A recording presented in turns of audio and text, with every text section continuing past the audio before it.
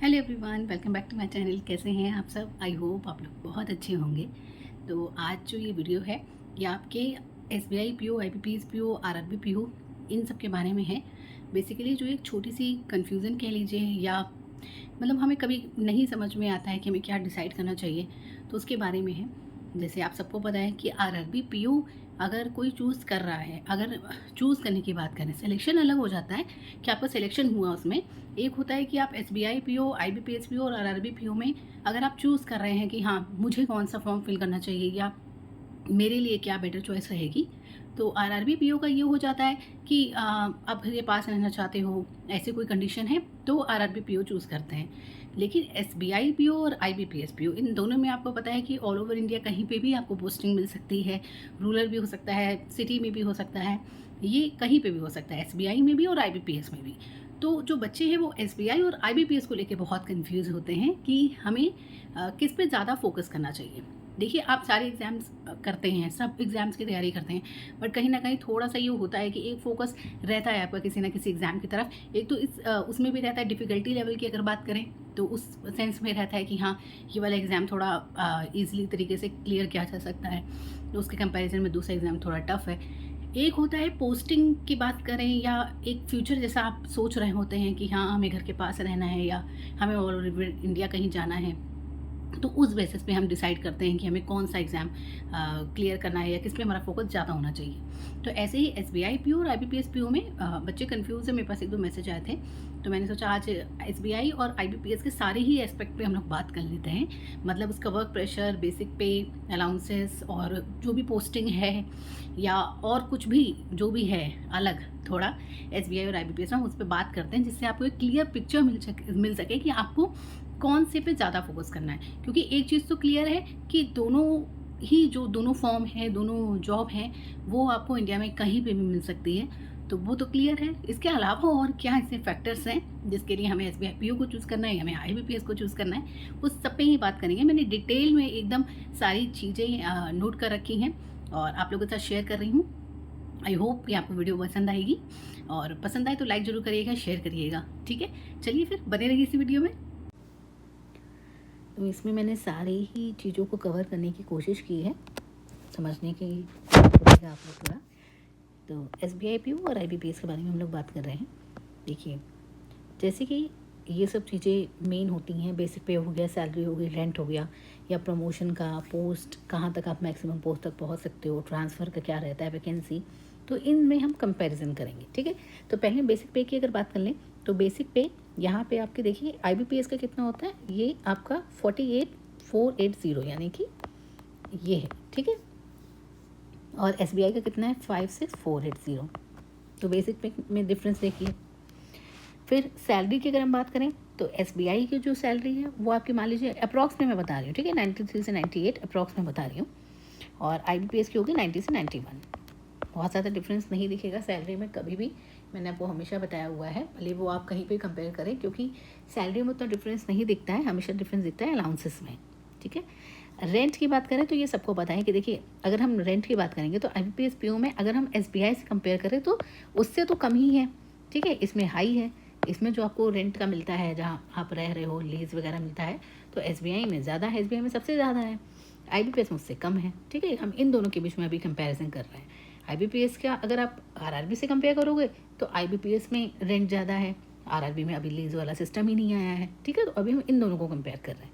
Promotion की अगर हम बात करें तो प्रमोशन एसबीआई में बहुत फास्ट है। ठीक है, इसमें है लेकिन इसके कंपैरिजन में थोड़ा सा लो है, ये फास्ट है, ये थोड़ा सा स्लो हो जाएगा। ठीक है, पोस्ट की अगर हम बात करें तो आईबीपीएस पीओ में क्योंकि प्रमोशन एसबीआई में ज़्यादा है, मतलब आप कम टाइम में वहाँ पे ज़्यादा बड़ी पोस्ट पे पहुँच सकते हैं। ठीक है, और आईबीपीएस में आप इसके कंपैरिजन में उतनी बड़ी पोस्ट पे नहीं जाएंगे, लेकिन उतने तक पहुँचेंगे, मतलब अच्छी खासी पोस्ट तक पहुँचते हैं। अगर हम ट्रांसफ़र की बात करें तो इसमें लो, मतलब आईबीपीएस में एसबीआई के कंपैरिजन में ट्रांसफ़र कम है, एसबीआई में थोड़ा ट्रांसफ़र जल्दी जल्दी होते हैं, क्योंकि वहाँ पे आप प्रमोशन भी ले रहे हो जल्दी जल्दी, सब कुछ मतलब टाइमली हो जा रहा है। आप स्केल 1 से 2 हो गए तो प्रमोशन हुआ तो ट्रांसफ़र होने के चांसेस हैं। या उसके अलावा भी एसबीआई में थोड़ा सा ये देखा गया है कि ट्रांसफ़र आईबीपीएस के कंपैरिजन में थोड़ा सा जल्दी होता है। वैकेंसी की बात करें तो एक लमसम जो एक एवरेज होता है उसकी बात करें तो 1300 के अराउंड मान लो, 1300-1500 के अराउंड एसबीआई की, और इसकी 5000 के अराउंड इसकी वैकेंसी आती है। यानी आईबीपीएस में वैकेंसी ज़्यादा आती है, एसबीआई में कम आती है। तो ये जो चीज़ें हैं बहुत ही बेसिक सी चीज़ें हैं, लेकिन हमें पता भी होता है। लेकिन जब हम एक साथ देखते हैं ना कि क्या क्या है एसबीआई और आईबीपीएस में, दोनों में आप कंपैरिजन करोगे तो आपको समझ में आएगा। क्योंकि मैं बार बार बोल रही हूँ, जैसे मेरे वीडियो में भी बोला है, दोनों में ही आपको ऑल ओवर इंडिया कहीं पे भी भेजा जा सकता है, ठीक है। तो अगर आपको चूज़ करना है इस बेसिस पे कि उसका क्या प्रमोशन ज़्यादा फास्ट रहता है, क्या पोस्ट तक पहुँच सकते हैं, क्या ट्रांसफ़र पॉलिसी है, क्या वैकेंसी है, तो आप इससे आराम से देख सकते हो। बेसिक पे सैलरी, रेंट सब कुछ शेयर कर दिया मैंने। रेंट इसमें लो है, प्रमोशन इसमें लो, इसके कंपैरिजन में पोस्ट तो आप अच्छी जगह ही हो, बट इसके कंपैरिजन में पोस्ट, इसके कंपैरिजन में ट्रांसफ़र इसमें कम है, इसमें ज़्यादा है, और वैकेंसी की बात कर ही ली हमने। अब क्योंकि वैकेंसी इसकी ज़्यादा है, इसकी कम है, तो ऑब्वियस सी बात है। अगर हम बात करें कट ऑफ की, तो कट ऑफ आपका क्या होगा, इसकी एसबीआई की ज़्यादा जाएगी, आईबीपीएस की कम जाएगी, है ना, क्योंकि वैकेंसी के ऊपर होता है ये तो, ठीक। तो अब कट ऑफ के लिए क्या आता है कि पेपर में क्या क्या आता है। अब अगर हम लोग प्री की बात करें तो देखिए, इंग्लिश जो आती है आईबीपीएस में आपकी, वो आती है 30 मार्क्स की, ठीक है। और ये जो आपका एसबीआई है उसमें 40 मार्क्स की आती है इंग्लिश, ठीक। क्वांट की बात करें तो क्वांट दोनों में सेम आता है 30 का, और जो रीजनिंग है आपका वो आईबीपीएस में आता है 40 का और इसमें 30, मतलब बैलेंस आउट तो सेम ही हो जाता है। इसमें ये 40 का आ रहा है, इसमें ये 40 का आ रहा है, लेकिन इस तरीके से आता है। यह आईबीपीएस का है, ये एसबीआई का है। वहीं मेंस में अगर हम बात करें तो मेंस में देखिए क्या होता है कि पहले तो ये बात करिए कितने नंबर का होता है, उसके बाद हम बात करेंगे कितने टाइम का होता है। तो आईबीपीएस का जो होता है आपका वो 225 मार्क्स का होता है मेंस, और ये 230 का होता है। टाइम कितना मिलता है इसमें आपको, जैसे क्या होता है ना, एक आप पहले पूरा पेपर देते हो, फिर आपका डिस्क्रिप्टिव होता है, वो अलग होता है। तो अगर जो वो आप वैसे पेपर दे रहे हो पूरा अपना क्वांट, रीजनिंग, इंग्लिश वगैरह सब मिला के, तो वो आपको 160 मिनट में आपको ख़त्म करना होता है। उसके अलावा डिस्क्रिप्टिव के लिए आपको 30 मिनट यानी आधा घंटा और मिलता है। और इसकी हम बात करें एसबीआई की, तो वो जो आपका इंग्लिश, रीजनिंग, क्वांट और जीए ये सब जो आएगा, कंप्यूटर, इन सबको कंप्लीट करने के लिए आपको मिलता है 3 आवर्स, मतलब 3 घंटे। और इसके अलावा आपको साथ में जो समय मिलता है वो होता है 30 मिनट, यानी टाइम 30 मिनट दोनों में सेम है।